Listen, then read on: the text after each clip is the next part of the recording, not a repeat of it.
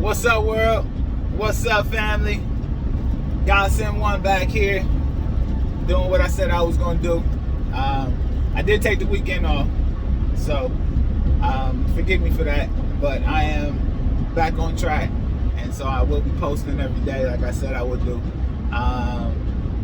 But today I really just wanted to dive into what Godsent1 is and what it means, and from a personal standpoint.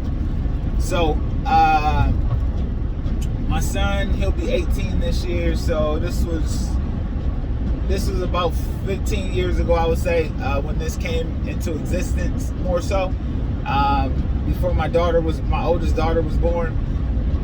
So at that time, you know, I was in a new transition in life, and I was going back to what I knew, which was the church. And you know, the church is how I grew up. I grew up in church, and so when life got hard, I was going back to what I knew. And so, you know, around that time, like I said, I had my son. He was 3.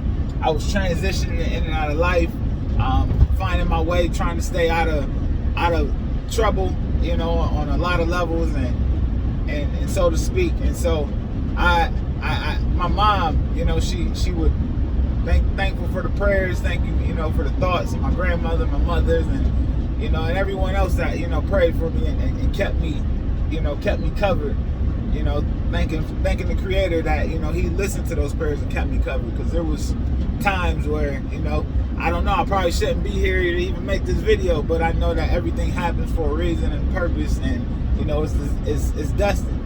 And so, you know, I changed my thought process. I changed the way I see things, and, you know, my life began to change, and that's just a, you know, simple, real fact. But to get into it, so, you know, I had got back into church. My ex-wife, you know, at the time, this is my daughter's mom. So she was pregnant, correct? Yeah, she was pregnant with my daughter at the time, and so again, I already had a son. I was young. I was trying to figure life out, and now I'm about to have a second child. You know, I don't really understand. You know what's going. You know what to do, really. You know, but turn back to God completely. Meaning, you know, like I don't want to take no chances on doing nothing else. You know, out here.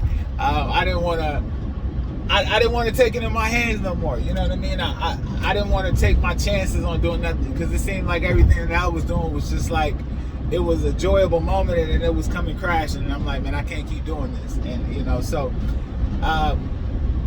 you know, I got back into church, you know, and, you know, start going to church, you know, but the business, you know, in me, there's always been a creator, an innovator, you know, a businessman in me, you know, and it's always been in me, because I don't know, it's just who I am, you know, it's been in me. So as soon as I got into church, all I seen was the people, and I seen, you know, how can we get this message out there even more? You know, how can we get this message to the people, because the people need to hear this message, this uplifting message, you know.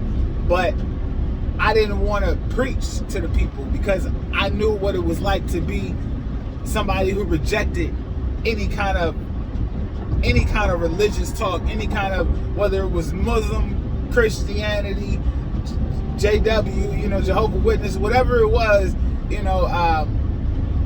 I was one, you know, who I didn't want to hear that, man. Like, I have been through that, so I always try to relate to people. I try to relate to everyone. You know, in a sense, you know, because we all share the same experiences in life. You know, skin color, creed, none of that matters. We all share the same experiences in life.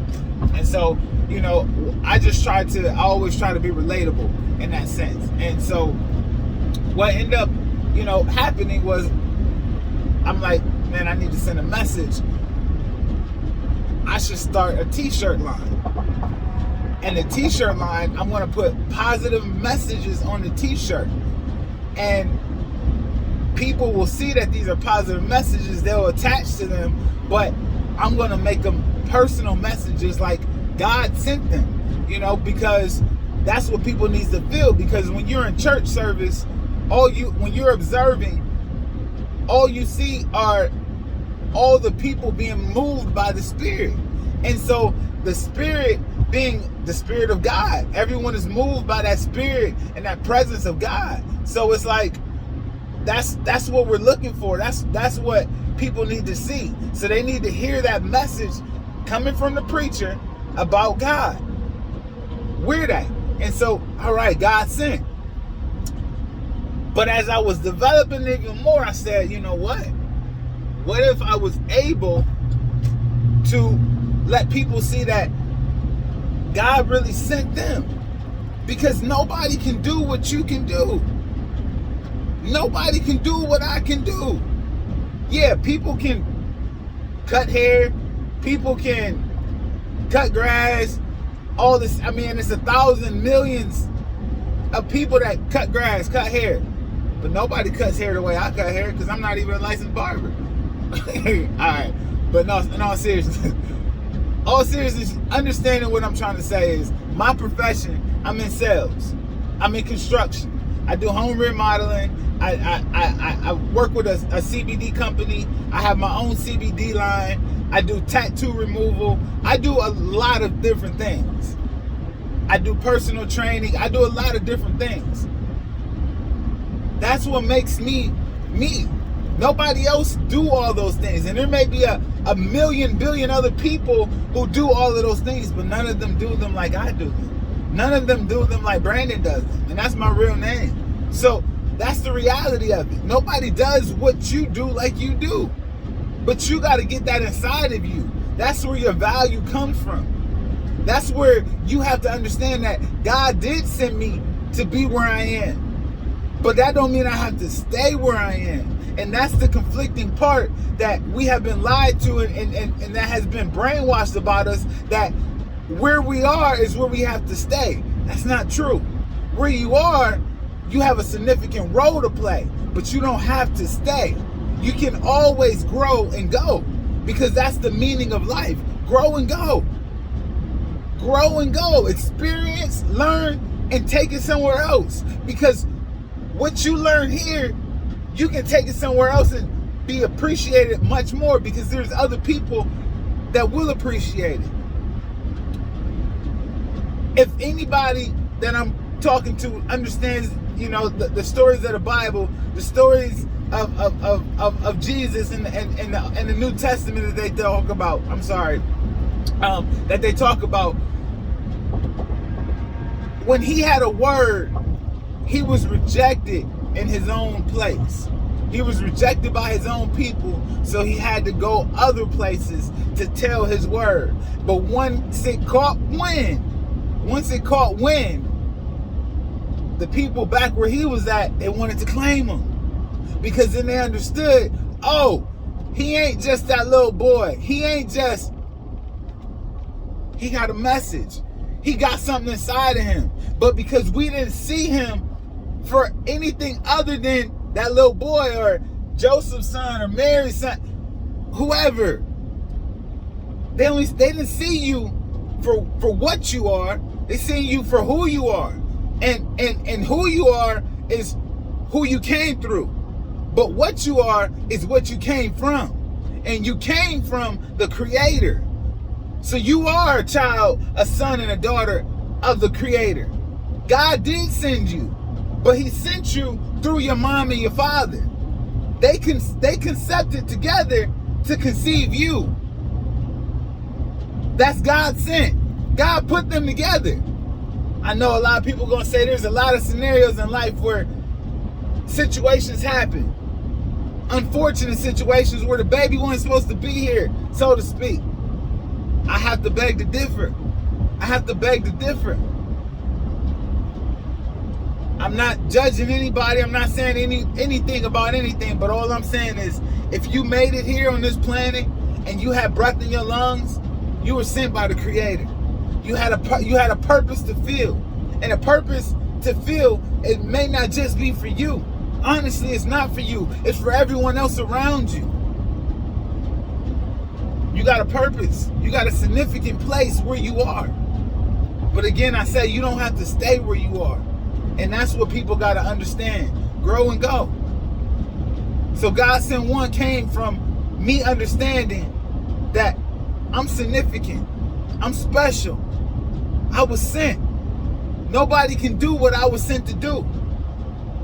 I became third in command of a pretty big church at a pretty young age. How did I do that? Because I was sent there with a purpose. People gravitated to me because they knew I had something inside of me, because I was exercising what it was that I was sent to do. And that was to help people, move people along. Well, maybe I don't want to be a preacher. Maybe I can't determine what I want to be, because what I want to be is already inside of me. That's already inside of me. What I do with it, that's up to me. So maybe I don't want to be a pulpit preacher. But when I personal train, when I sell my products to people, I'm preaching. Because any product that I have is for the betterment to help someone.